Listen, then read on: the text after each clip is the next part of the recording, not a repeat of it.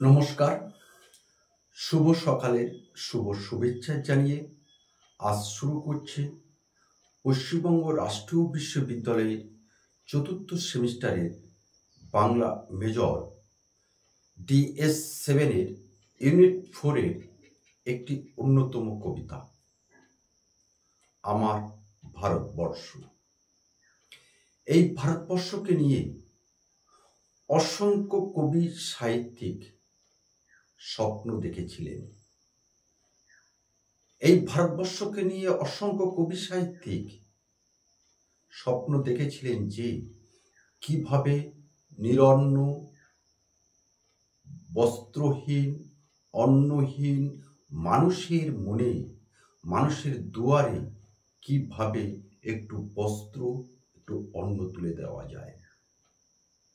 আমরা এর আগে অনেক নাটকেও আমরা দেখেছি নিরন্ন, অবহেলিত, বঞ্চিত মানুষকে নিয়ে লেখা অন্ন চাই প্রাণ চাই নাটক। আজ আমরা দেখছি আমার ভারতবর্ষ কবিতার অন্যতম কবি বীরেন্দ্র চট্টোপাধ্যায়। এই বীরেন্দ্র চট্টোপাধ্যায় বিজ্ঞান তত্ত্বের বিশ্বাসী, বস্তু তত্ত্বের বিশ্বাসী, সমাজতন্ত্রের বিশ্বাসী কবি। সেই কারণে আলোচনার শুরুতেই আমরা বলে রাখি, আধুনিক বাংলা সাহিত্যের একজন খ্যাতনামা অন্যতম কবি সাহিত্যিক হলেন বীরেন্দ্র চট্টোপাধ্যায়। আর সেই কবির কবিতায় ভাসিত হয়েছে নিরন্ন, অবহেলিত, বঞ্চিত মানুষের মুখের ভাষা, যে ভাষার মধ্যে আছে না খাওয়া মানুষের, খেটে খাওয়া মানুষের মনের যন্ত্রণার কথা। যে মানুষের মনে জাগরিত হয় আগামী দিনের ভারতবর্ষের, যে ভারতবর্ষের মধ্যে থাকবে একটা নতুন আলো, যে আলোয় প্রতিটা ভারতবাসী আলোকিত হবে, সুশোভিত হবে, সুন্দর পথের যাত্রী হবে। আসলে বীরেন্দ্র চট্টোপাধ্যায় এই নিরন্ন মানুষকে নিয়ে যেহেতু কবিতা লিখছেন, সেহেতু তার কবিতার মধ্যে আমরা দেখতে পাই প্রতিবাদ, প্রতিরোধের কণ্ঠ। আর সেই প্রতিবাদ প্রতিরোধের কণ্ঠ নিয়ে তিনি রচনা করলেন আমার ভারতবর্ষ। আর সেই কবিতাটিতে আমরা দেখতে পাই প্রতিবাদ, প্রতিরোধ, মানবতার চেতনা। আসলে এ কবির মধ্যে, এ কবির বেশিরভাগ কবিতায় আছে প্রতিবাদের, প্রতিরোধের ভাষা। আর যে ভাষাগুলো একান্ত নিম্ন স্তরে মাঠে ময়দানে যারা খেটে খায়, যাদের দুবেলা দুমুঠো অন্ন জুটে না, কখনো কখনো তাদের উপবাসও থাকতে হয়, সেই সকল মানুষের কথা, জীবনের কথা এ কবি তুলে ধরেছেন আমার ভারতবর্ষ। আসলে এই নিরন্ন মানুষের মুখের ভাষা তিনি আমার ভারতবর্ষ নামক কবিতার মধ্যে দিয়ে তুলে ধরেছেন, যেটি হয়তোবা কবির নিজস্ব সম্পদ নয়, খেটে খাওয়া মানুষের সম্পদ। আর সেই কবিতায় আমরা দেখি শোষিত, বঞ্চিত মানুষের জীবন। কবি বীরেন্দ্র চট্টোপাধ্যায় ভারতবর্ষ কবিতায় 50 কোটি নগ্ন মানুষের কথা বলেছেন, যে মানুষগুলি সারা দিন মাঠে ময়দানে রোদে পুড়ে হাড় হিম করা খাটুনি খাটে, আর সেই খাটার পরে সন্ধ্যার প্রাক মুহূর্তে তারা যখন বাড়িতে আসে, বিছানায় শুয়েও তাদের ঘুম আসে না, কারণ তাদের পেটে আগুন হু হু করে জ্বলছে। সেই আগুন নেভাবে কে? এ প্রশ্ন তুলেছেন কবি স্বয়ং বীরেন্দ্র চট্টোপাধ্যায়। এই সকল মানুষগুলি দুবেলা তো দুমুঠো ভাত জোটে না, এমনকি বিনা চিকিৎসায় তাদের মারা যেতে হয়। যারা এই ভারতবর্ষকে শস্য শ্যামলা সবুজে সমারোহে পরিপূর্ণ করে তুলেছে, সেই মানুষগুলো আজকে নিরন্ন অবস্থায় বালিশে মাথা রাখতে হয়, পেটে তাদের আগুন হু করে জ্বলতে থাকে, বিনা চিকিৎসায় তাদের মৃত্যু বরণ করতে হয়। আর সেই সকল মানুষের দুঃখ দুর্দশা কথা, অবহেলার কথা কবি বীরেন্দ্র চট্টোপাধ্যায় আমার ভারতবর্ষ কবিতায় তুলে ধরেছেন। আর সেখানে আমরা দেখি তীব্র প্রতিবাদ এবং প্রতিরোধ। আমরা যদি তীব্র প্রতিবাদ না করতে পারি, প্রতিরোধ না করতে পারি, তাহলে এই মহাজনী প্রথা, শাসকদের এই স্বৈরাচার, অর্থনৈতিক বঞ্চনা, সামাজিক অবহেলা কখনো প্রতিরোধ করা, স্তব্ধ করা সম্ভব নয়। আমরা কি বলবো? কণ্ঠ আমার রুদ্ধ আজিকে, বাঁশি সঙ্গীত ধারা, অমাবস্যার কারা লুপ্ত করেছে তোমার ভুবন দুঃস্বপ্নের তলে। তুমি কি সৃজলে যাহারা তোমার বিষাইছে বায়ু, নিভাইছে তপ আলো, তুমি কি তাদের করিয়েছ ক্ষমা, তুমি কি বেসেছ ভালো। কবি এই কথা মধ্যে কিন্তু আছে মানবতা, আছে প্রতিরোধ, প্রতিবাদ। কবি সারাটা জীবন যেখানে অন্যায় দেখেছেন, সেখানে তিনি প্রতিবাদে গর্জে উঠেছেন। অর্থাৎ গোটা জীবন এই বীরেন্দ্র চট্টোপাধ্যায় কখনো অন্যায়ের সাথে আপোষ করতে জানেননি, কারণ তিনি শোষিত, বঞ্চিত, না খাওয়া মানুষের প্রতিনিধি, যিনি সমাজতন্ত্রের বিশ্বাসী কবি। আর সেই কবির কলমেতে উঠে আসবে নিরন্ন মানুষের কথা, অবহেলিত মানুষের কথা, বঞ্চিত মানুষের কথা। আর সেই জায়গায় দাঁড়িয়ে প্রতিবাদের সুরে আমরা বীরেন্দ্র চট্টোপাধ্যায়ের মুখে শুনতে পাই, আমার ভারতবর্ষ চেনে না তাদের, মানে না তাদের পরোয়ানা। অর্থাৎ আমার ভারতবর্ষ মানে এই নিরন্ন মানুষ। এই নিরন্ন মানুষ যে সকল শাসক স্বৈরাচার তাদেরকে চেনে না, সেই সকল শাসকদের কোনো রকম ভাবে পরোয়ানা করে না। অর্থাৎ অন্যায়ের সাথে এই সকল খেটে খাওয়া মানুষগুলি কখনো আপোষ করে না, আপোষ করতে জানে না। কবি এখানে স্পষ্টভাবে জানিয়ে দেন যে ভারতবর্ষের আসল পরিচয় রাজা শাসকের পরিবর্তন নয়, বা তাদের স্বার্থপরতা নয়,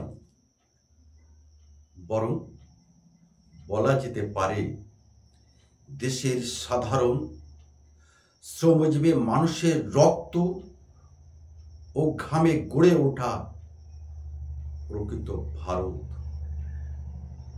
তবে গণতন্ত্র ও স্বাধীনতার নামে আমার ভারতবর্ষে যে প্রহসন চলে, সেই প্রহসনের বিরুদ্ধে কবি বীরেন্দ্র চট্টোপাধ্যায়ের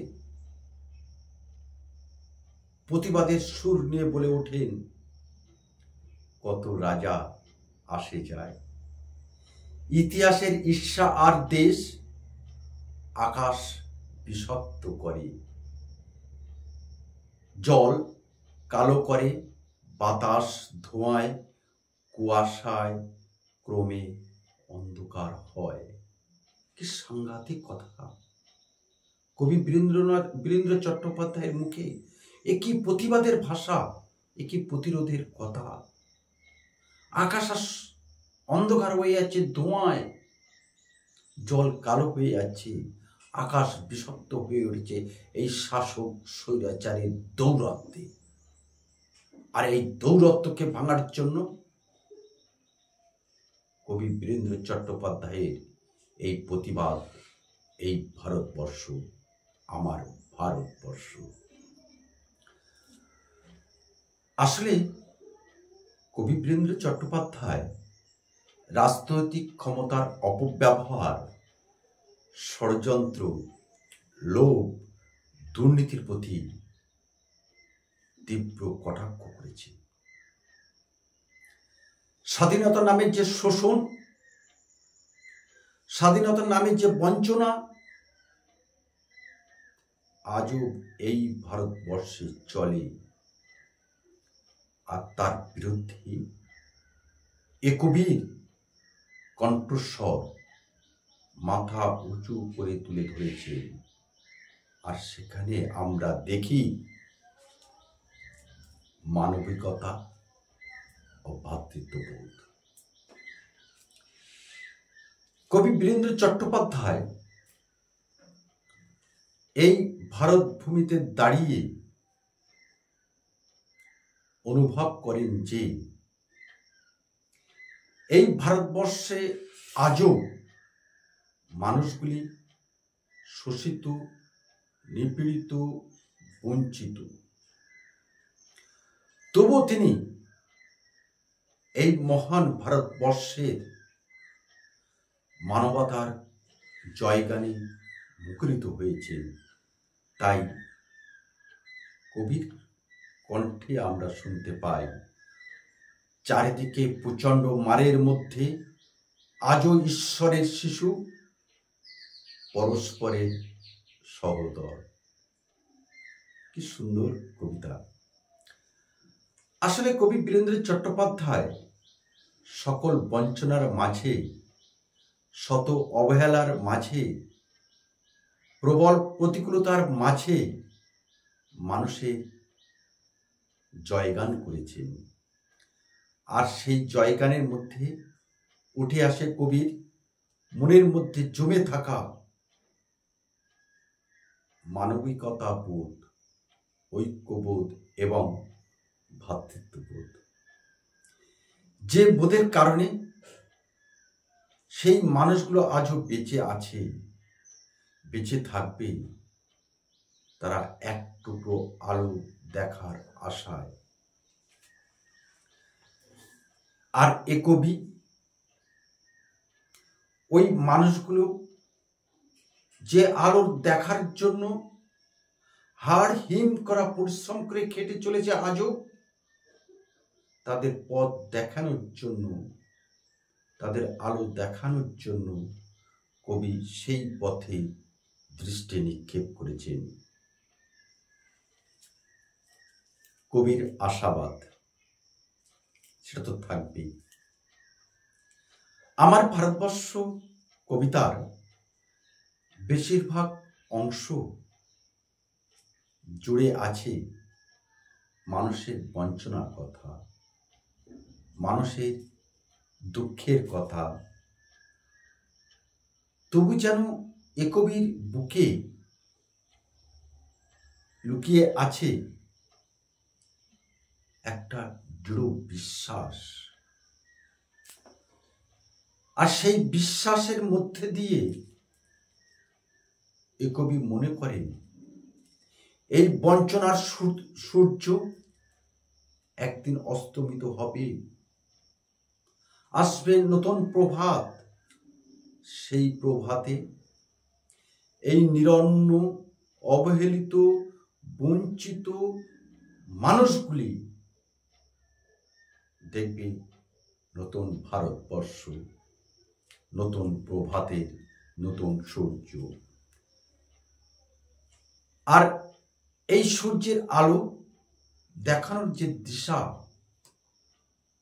তা একান্তভাবে কবির নিজস্ব সম্পদ, কবির মূল্যবোধ।